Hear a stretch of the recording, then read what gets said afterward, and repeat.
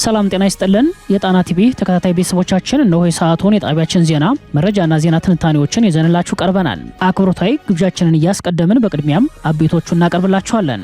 በንጹሃን ወጣቶች ላይ የሚፈጸመውን የግፍ ግድያ፣ ወታደራዊ የግዳጅ አፈሳና የአዲስ አበባን የፖለቲካ ሴራ አስመልክቶ አፋብን ሸዋ ጠቅላይ ግዛት አሳምነው እዝ አስቸኳይ መግለጫ አውጥቷል። የትግል ጥሪዎችንም አቅርቧል። የአማራ የህልውና ትግል ገጽታ በዓለም አቀፍ መድረክ ሊቀርብ ነው። የዓለም አቀፍ መገናኛ ብዙሃን በሰሜን ኢትዮጵያ የሚካሄደውንና በፋኖ የሚመራውን የአማራ ህዝባዊ ትግል በዓለም ላይ ካሉ የተረሱና ድምጽ ያልተሰጣቸው ከባድ ጦርነቶች አንዱ ሲሉ በሰፊው ዘግበውታል። ዓለም አቀፍ መድረክም ተዘጋጅቶለታል። በዝርዝር ይደመጣል። ኢትዮጵያን ለከፍተኛ ምስቅልቅል የዳረገው የብሔር አወቃቀር ይቀጥል ተብሎ ሲወሰን እናት ፓርቲ ባገዛዙ የበላይነት የሚመራውን የምክክር ጉባኤ አደገኛ ቁማር የተሞላበት ሲል የአቋም መግለጫ አውጥቷል። ሰዓቱን ጠብቆ ወደ እናንተ ይደርሳል። የሱዳን ብሔራዊ ጦር በብልጽግናው አገዛዝ ላይ አዲስ ክስ አሰማ። ከኢትዮጵያ ድንበር በኩል ጥቃት ተከፍቶብኛል ብሏል። በሌላ በኩል የኢትዮጵያ ብሔራዊ ጥቅም ጠላት የሆነችው ግብጽ አዲስ ዘመቻ መክፈቷ ተሰምቷል። ለሰዓቱ የመረጥንላችሁ ዜና ትንታኔያችን ነው። እነዚህንና ሌሎችን ይዘናል። አሁን ወደ ዝርዝር መረጃዎቹ እናመራለን። በንጹሃን ወጣቶች ላይ የሚፈጸመውን የግፍ ግድያ፣ ወታደራዊ የግዳጅ አፈሳና የአዲስ አበባን የፖለቲካ ሴራ አስመልክቶ አፋብን ሸዋ ጠቅላይ ግዛት አሳምነው እዝ አስቸኳይ መግለጫ ወጣ። ዛሬ ነሐሴ 6 ቀን 2018 ዓ.ም በወጣው መግለጫ ላይ እንደተመላከተው የአማራ ህዝብ የተደቀነበትን የህልውና አደጋ ለመመከትና ተፈጥሯዊ ወይንም ሰብአዊ መብቱን ለማስከበር የሚያደርገው ፍትሃዊ ትግል በከፍተኛ ህዝባዊ ድጋፍ ወደፊት እየገሰገሰ ይገኛል። ነገር ግን የስርዓቱ አስፈጻሚዎች ትግሉን ማቆም ሲሳናቸው በንጹሃን ወላጆችና ወጣቶች ላይ የሚያደርሱትን የግፍ እርምጃና የሽብር ተግባራት አጠናክረው መቀጠላቸውን ገልጿል። ይህንን ተከትሎ አፋብን ሸዋ ጠቅላይ ግዛት አሳምነው እዝ ወቅታዊና አስቸኳይ የፖለቲካና ወታደራዊ ሁኔታዎችን አስመልክቶ የሚከተለውን የአቋም መግለጫ አውጥቷል።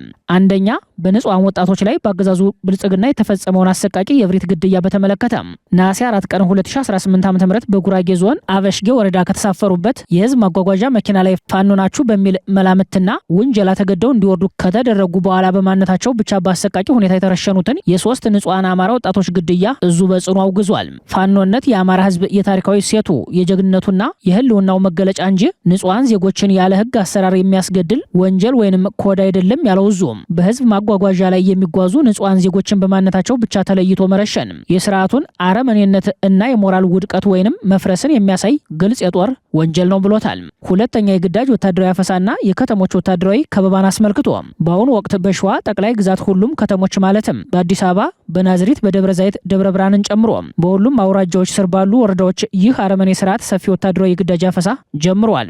ወጣቶችን ከመንገድ ከስራ ቦታና ከሙያ መስካቸው እያፈሰ የአማራን ህዝብ እየጨፈጨፈ ያለ ጸረ ህዝብና ጸረ አንድነት የሆነው አገዛዝ በግዳጅ ከተሸናፊነት ለማያድነው ጉዞ ወጣቶችን ወደ ጦርነት ማገዳ በመክተት ላይ ይገኛል።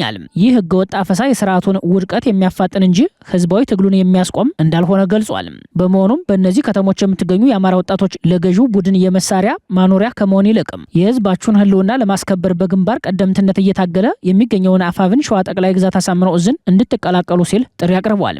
ሶስተኛ፣ የአዲስ አበባ ህልውናና የፖለቲካ ደባ በተመለከተ አፋብን ሸዋ ጠቅላይ ግዛት እዝ አቋሙን አሳውቋል። የአማራን ህዝብ ወደ ዋና ከተማ አዲስ አበባ አትገባም ሲል የቆየው የገዢው ቡድን ፖለቲካዊ መዋቅር ዛሬም በአዲስ አበባ ማጭበርበሪያ የከተማዋን ነዋሪዎችና ተወላጆች ከመንግስታዊና ኢኮኖሚያዊ መዋቅር በማግለል ላይ ይገኛል ያለው እዙ ከተማዋን ሙሉ በሙሉ ለመዋጥና የስነ ህዝብ ስብጥርን ለመቀየር የሚደረገው የተቀናጀ ሴራ መብታቸውን የሚጠይቁና የሚሟገቱ ሰዎችን በማሰር በማሳደድና በማስፈራራት አደገኛ ደባውን እያከናወነ እንደሚገኝ ይህም የሀገርን ጥቅም ለመሸጥና ለመቀራመት የሚደረግ እቅድ የመላ ኢትዮጵያን ስጋት በመሆኑ ለመላው ኢትዮጵያን የጋራ ትግል ጥሪውን አቅርቧል። አራተኛ፣ አጽንኦት የሚሰጠው የትግል አቅጣጫና ጥሪ በተመለከተ ጥሪ ቀርቧል።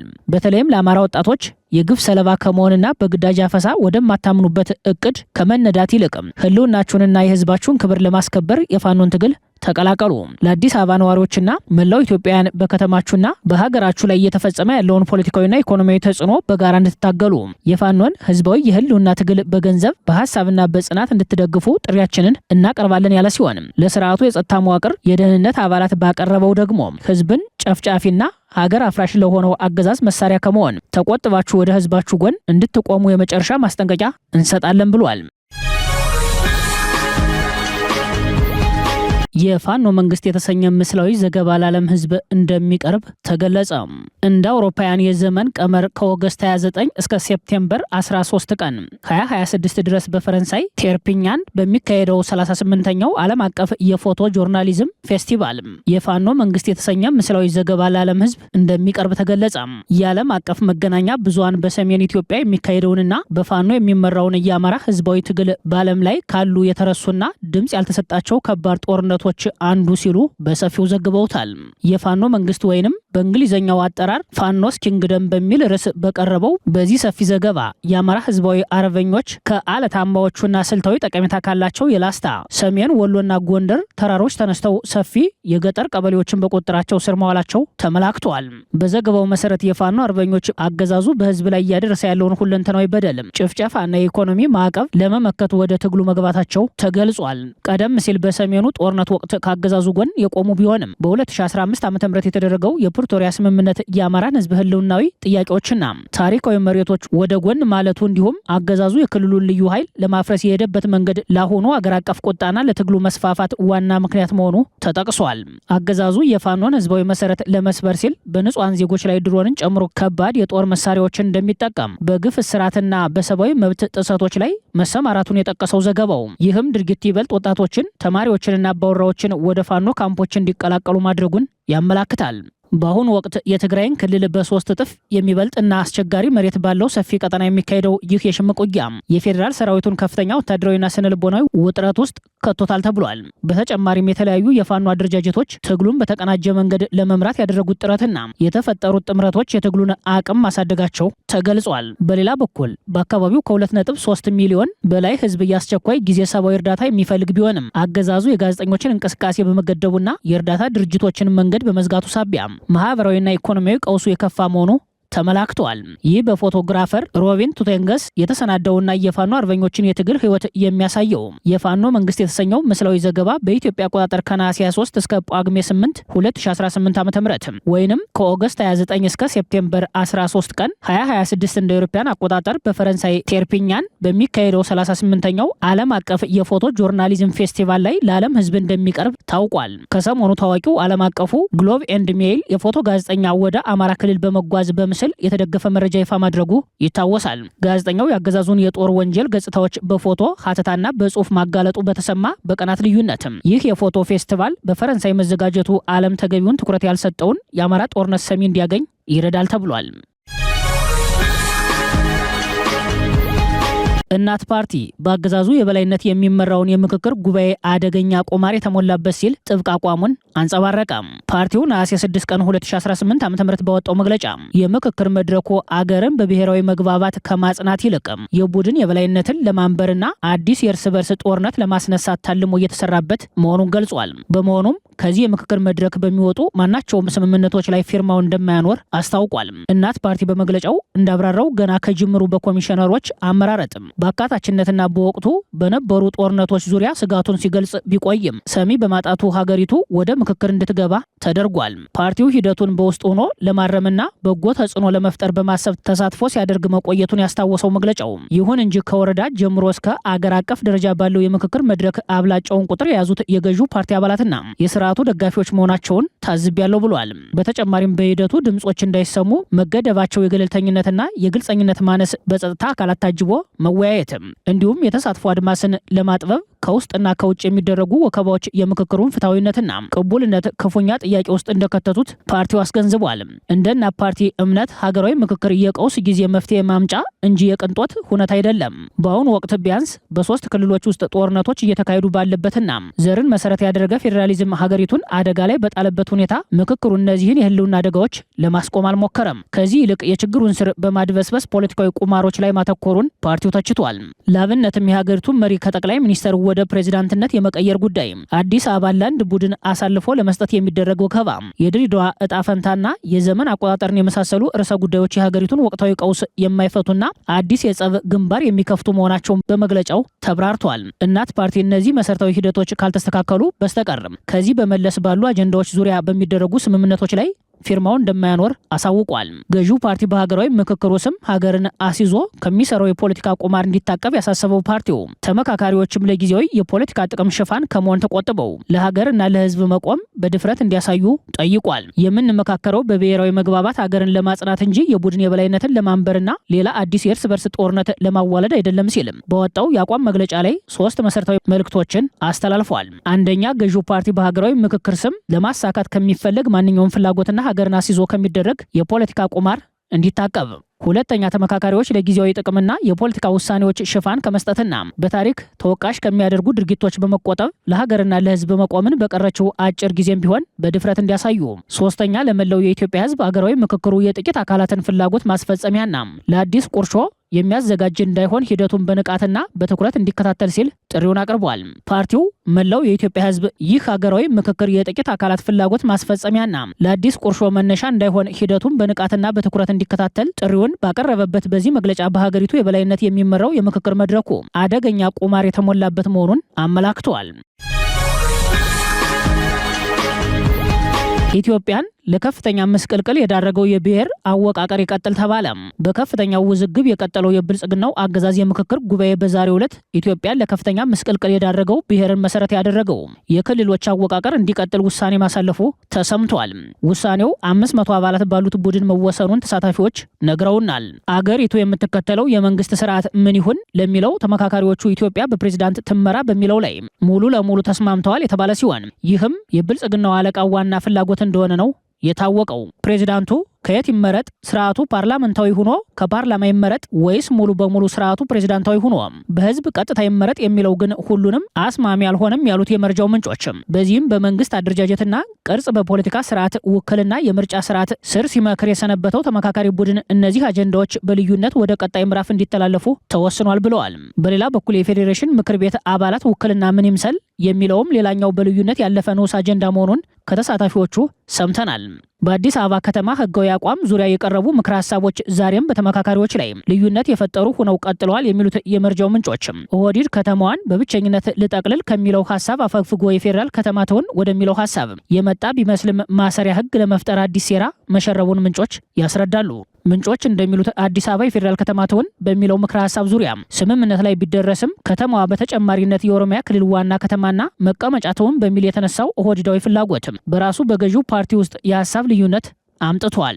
የውሳኔ ሀሳቡ በስብሰባ አዳራሽ ውስጥና ከአዳራሽ ውጭ ውጥረት እንዲሰፍን ማድረጉን ከሰሞኑ በስፋት መዘገባችን ይታወሳል። ኦህዴድ በአዲሱ ሴራው ይዞት የመጣው ሀሳብ አዲስ አበባን በተዘዋዋሪ የኦሮሚያ ክልል ይዞታ ለማድረግ ያለመ ነው የሚል ሀሳብ የሚያነሱ የገዢው ፓርቲ አባላት ጭምር ምክረ ሀሳቡን እንደማይቀበሉት አቋማቸውን ገልጸዋል። በማዕከል ደረጃ ያሉ የፓርቲው ከፍተኛ አመራሮችም አዲስ አበባ የኦሮሚያ ክልል ዋና ከተማና መቀመጫ መሆኗ በህገ መንግስቱ ይካተት የሚለው ምክረ ሀሳብ ተቀባይነት እንዲያገኝ ግፊት በማድረግ ላይ እንዳሉ ይህን ተከትሎም የብልጽግና አጋር ናቸው የተባሉ ፓርቲዎች ጭምር የተቃውሞ መግለጫ በማውጣት ላይ ይገኛሉ። ሀገራዊ የምክክር ኮሚሽን የምክክር ሂደቱን በአግባቡ መምራት አልቻለም የሚሉ ድምጾች መበራከታቸውን የጠቆሙ ምንጮች በአዲስ አበባ ጉዳይ ሙያዊ አስተያየት እንዲሰጡ የተመደቡ የምሁራን ፓናል አባላትና አወያዮች በኦህዴድ ብልጽግና ፓርቲ በኩል እንደ አቋም የተያዙ ሀሳቦችን በተመካካሪዎች ላይ ለመጫን ሞክረዋል የሚል ቅሬታ መቅረቡን አረጋግጠዋል። ኮሚሽኑ ሙያዊ ኃላፊነታቸውን በአግባቡ ያልተወጡና በቂ ሙያዊ ክህሎት ሳይኖራቸው በምሁራን ፓናል ውስጥ የተካተቱ ግለሰቦች ላይ እርምጃ ለመውሰዱም ጥያቄ አስነስቶበታል። ይህም በፕሮፌሰር መስፍን አርአያ የሚመራው የምክክር ኮሚሽኑ ሙሉ የኦህዴድ ብልጽግና ተልዕኮ አስፈጻሚ ሆኗል ነው የተባለው። የሱዳን ብሔራዊ ጦር በብልጽግናው አገዛዝ ላይ አዲስ ክስ አሰማ። ከኢትዮጵያ ድንበር በኩል ጥቃት ተከፍቶብኛል ብሏል። የሱዳን ፈጥኖ ደራሽ ኃይል RSF ትላንት ማክሰኞ ዕለት በብሉ ናይል ክልል በሚገኘው የጊሳን የድንበር ከተማ ላይ ጥቃት መሰንዘሩን ተከትሎ የሱዳን ብሔራዊ ጦር በብልጽግናው አገዛዝ ላይ አዲስ ክስ አሰምቷል። የሱዳን ብሔራዊ ጦር ምንጭ ጥቃቱ የተሰነዘረው ከኢትዮጵያ ግዛት ውስጥ ነው ሲል AFP ከሷል። የዓለም አቀፍ የስደተኞች ድርጅት IOM እንደገለጸው ይህ ግጭት አዲስ መፈናቀል ያስከተለ ሲሆን በዚህም በአንድ ቀን ብቻ 2500 ሰዎች ከውጊያ ቀጠና ተፈናቅለዋል። የተባበሩት መንግስታት ድርጅት ኤጀንሲው የስደተኞች ሁኔታን የሚከታተለው ቡድኑ የደህንነት ሁኔታው በማሽቆልቆሉ ምክንያትም 500 አባወራዎች መፈናቀላቸውን አስታውቋል። አብዛኞቹ ተፈናቃዮች በጊሳን አካባቢ ባሉ ሌሎች ቦታዎች የተጠለሉ ሲሆን ሌሎች ደግሞ ድንበር አቋርጠው ወደ ኢትዮጵያ መግባታቸውን IOM ገልጿል። ኤጀንሲው ሁኔታውን ውጥረት የነገሰበትና ተለዋዋጭ ሲል የገለጸው ሲሆን ቡድኖቹ ሁነቶችን መከታተላቸውን እንደሚቀጥሉ አስታውቋል። የጊሳም ባለስልጣናት የሱዳን ሰራዊት በአርኤስኤፍና በአብዱል አዚዝ አልሂሉ በሚመራው ባጋሩ የሱዳን ህዝብ ነጻ አውጪ ንቅናቄ ሰሜን የተሰነዘረውን ጥቃት መመከቱን ገልጸዋል። አርኤስኤፍ በበኩሉ ጊሳንንና በከተማው የሚገኙ ወታደራዊ ቦታዎችን በቁጥጥር ስር መዋሉን አመላክቷል። ሁነቱን በተናጠል የዘገቡት የፈረንሳዩ የዜና ወኪል ኤኤፍፒና የቱርኩ አናዶሉ በውጊያ ቦታው የተሰጡትን ተቃራኒ መግለጫዎች ወዲያውኑ በገለልተኛ ማረጋገጥ አለመቻላቸውን ገልጸዋል። ስማቸው እንዳይጠቀስ የጠየቁ የሱዳን ወታደራዊ ምንጭ ከሱዳን መንግስት ጎን የተሰለፉ ኃይሎች ጥቃት አድራሾቹን እየተዋጉ እንደሚገኙና ከፍተኛ ጉዳት መድረሳቸውን ለኤኤፍፒ አስታውቀዋል። ምንጩ አክለውም ጥቃቱ የተሰነዘረው ከኢትዮጵያ ግዛት ውስጥ ነው ሲሉ ከሰዋል። ለቀረበው ክስ ከብልጽግናው አገዛዝ ባለስልጣናት በኩል እስካሁን የተሰጠ ምላሽ የለም። የሱዳን ወታደራዊ መንግስት አርኤስኤፍ ከኢትዮጵያ ግዛት ውስጥ ጥቃቶችን ይሰነዝራል ሲል በተደጋጋሚ ሲከስ ቆይቷል። በግንቦት ወርም ሱዳን ኢትዮጵያንና የተባበሩት አረብ ኤሚሬቶችን ከኢትዮጵያ ግዛት ውስጥ በተነሱ ድሮኖች ካርቱም እና አውሮፕላን ማረፊያዋን ጨምሮ በተለያዩ አካባቢዎች ላይ ጥቃቶች እንዲፈጸሙ አመቻችተዋል ስትል ከሳ ነበር። ብልጽግና የአርኤስኤፍ ኃይሎች የሚጠቀሙበት ካምፕ አለ የሚለውን ክስ ውድቅ ያደረገ ሲሆን የተባበሩት አረብ ኤሚሬትስ በበኩሏ ለታጣቂ ቡድኑ መሳሪያ ታስታጥቃለች የሚለውን ክስ አስተባብላለች። እንዲያም ሆኖ ሮይተርስን ጨምሮ ሌሎች ዓለም አቀፍ ሚዲያዎች በምርመራ ዘገባቸው እውነታውን ማጋለጣቸው ይታወሳል። የብሉ ናይል ግዛት በሱዳን ጦርነት ውስጥ ዋና የውጊያ ግንባር እየሆነ መጥቷል። የብልጽግና የጦር አጋር የፈጥኖ ድራሽ ኃይሎች አርኤስኤፍ በደቡብ ምስራቅ የሀገሪቱ ክፍል ያለውን የሱዳን ጦር ሰራዊት ቁጥጥር ለመግታት በሚደረገው ጥረት የመሬትና የድሮን ጥቃቶች እየተጠናከሩ ይገኛሉ። የሱዳን ብሔራዊ ጦር ባለፈው ሐምሌ በጊሳን ወረዳ በዲም ሳዕድና ያራ አካባቢዎች የሰነዘረውን ጥቃት መመከቱን አስታውቋል። የሱዳን ጦር ሰራዊት አብዛኛውን የብሉ ናይል ክልል የሚቆጣጠር ሲሆን የሱዳን ህዝብ ነጻ አውጪ ንቅናቄ ሰሜን ደግሞ ለደቡብ ኮርዶፋንና ለብሉ ናይል ሰፊ ራስን የማስተዳደር መብት እንዲኖር እንደ አውሮፓ አቆጣጠር ከ2011 ጀምሮ ከሱዳን መንግስት ጋር ሲዋጋ ቆይቷል። አርኤስኤፍ እና የሱዳን ብሔራዊ ጦር ከሚያዝያ 2015 ዓ.ም ጀምሮ ታጣቂ ቡድኑን ወደ ብሔራዊ ሰራዊቱ ለመቀላቀል በቀረበው እቅድ ምክንያት ውጊያ ላይ ይገኛሉ። የእርዳታ ድርጅቶች እንደሚሉት ከሆነ ይህ ግጭት በ10 ሺዎች የሚጠጉ ሰዎችን ህይወት የቀጠፈና 13 ሚሊዮን ያህል ሰዎችን ያፈናቀለ ነው። በኢትዮጵያና በሱዳን ድንበር አቅራቢያ የተከሰተው አዲሱ ውጥረት የተሰማው በሰፊው ቀጠና ውስጥ አዲስ አለመረጋጋት በታየበት ወቅት ነው። የኢትዮጵያ ብሔራዊ ጥቅም ጠላት የሆነችው ግብጽ ዘመቻ መክፈቷ ተሰምቷል። የኢትዮጵያ ተዋሳኝ ከሆኑ ጎረቤት ሀገራት ጋር በሙሉ ወታደራዊ ስምምነት የተፈራረመችው ግብጽ የውጭ ጉዳይ ፖሊሲዋ በዋናነት በአባይ ጉዳይ የተቃኘው የብሔራዊ ደህንነት ጉዳይ በአዲስ ቅኝት ኢትዮጵያ ላይ ዘመቻ እንድትከፍት አድርጓታል። ግብጽ ኢትዮጵያ በአባይ ወንዝ ላይ ከምትከተለው ፖሊሲ ጋር የሚጻረር አዲስ የዲፕሎማሲያዊ ዘመቻ የከፈተች ሲሆን ይህ ዘመቻ የአፍሪካ ሀገራት ላይ ልዩ ትኩረት አድርጎ ታይቷል። በግብጹ የውጭ ጉዳይ ሚኒስትር ባድር አብደላቲ የሚመራው ይህ ዘመቻ የሱዳን፣ የደቡብ ሱዳን፣ የጅቡቲ፣ የኡጋንዳ፣ የኬንያ እና የሶማሊያ አቻዎቻቸው ጋር ኢትዮጵያን የሚነጥል የዲፕሎማሲ ዘመቻ እንደሆነ ተመላክቷል። ሚኒስትሩ በናይል ተፋሰስ ላይ ዓለም አቀፍ ሕግን የሚጥሱ የአንድ ወገን እርምጃዎችን ግብጽ ውድቅ ማድረጓን ለወዳጅ ሀገራቱ ማሳወቅ በሚል የሚመሩት የዲፕሎማሲ ዘመቻ ኢትዮጵያን ከተፋሰሱ ሀገራት ለመነጠል የምታደርገው ጥረት አካል ነው ተብሏል። የአረብ ሊግ መቀመጫዋ ግብጽ የአፍሪካ ህብረት ተጽዕኖ ፈጣሪዋ ግብጽ በቅርቡ ከአሜሪካ 4.7 ቢሊዮን ዶላር የሚገመት የጦር መሳሪያ ሽያጭ መስማማቷ ይታወሳል። የመሳሪያው ሽያጭ በርካታ ሚሳኤሎችን ከመሬት አየር ተወንጫፊ የሚሳኤል መከላከያ ሲስተምና ሌሎች ዘመናዊ መሳሪያዎችን ያካተተ መሆኑ ተመላክቷል። ግብጽ ከሱዳን፣ ደቡብ ሱዳን፣ ጅቡቲ፣ ሶማሊያና ኤርትራ ጋር ወታደራዊ ስምምነቶችን በማድረግ ኢትዮጵያን በመክበብ በአባይ ጉዳይ ያላትን ጥቅም በበላይነት ለማስከበር ከፍተኛ ጥረት በማድረግ ላይ በምትገኝበት በዚህ ጊዜ የኢትዮጵያው ገዥ በገንዛ ህዝቡ ላይ ጦርነት ከፍቷል። ባለፉት 5 ዓመታት በማያቋርጥ ጦርነት ላይ ያለችው ኢትዮጵያ ለውጭ ጥቃት ተጋላጭ እንደሆነች የብዙዎች እምነት ነው። ኢትዮጵያና ግብጽ በቀጥታ ወደ ወታደራዊ ግጭት የሚገቡበት እድል ጠባብ ነው የሚሉት ተንታኞች በበኩላቸው በእጅ አዙር የሚደረጉ ግጭቶች በተለይም ቀጠናዊ መልክ ያላቸው ጦርነቶች ከተነሱ ግብጽ ከኢትዮጵያ በተቃራኒ ለሆኑ ኃይሎች ቀጥተኛ ድጋፍ ልትሰጥ ትችላለች። ይህ ደግሞ ግብጽ ካላት ዲፕሎማሲያዊና ወታደራዊ አቅም አኳያ ለኢትዮጵያ የሚያሰጋ ነው ሲሉ ምልከታቸውን አጋርተዋል። መፍትሄ ያሉትም ኢትዮጵያን ከጦርነት አዙሪት የሚያስወጣ የሽግግር ስርዓት ሊመጣ ይገባል ብለዋል። ክቡራትና ክቡራን ቤተሰቦቻችን ለሰዓቱ የሰናዱት መረጃዎቻችን የተከታተላችኋቸውን ይመስሉ ነበር። አብራችሁን ስለቆያችሁ ልባዊ ምስጋናችን ይድረሳችሁ እያልን የጣና ቲቪ ወቅታዊ ዜናዎች፣ ትንታኔዎችና ልዩ ልዩ ፕሮግራሞች እንደርሷችሁ ቻናላችን ሰብስክራይብ በማድረግ ቤተሰብ ይሁኑ። በተሳትፎው ሚዲያውን እንዲያጠናክሩ ጥሪያችንን እናቀርባለን። ጣና ቲቪ ከሀቅ ጋር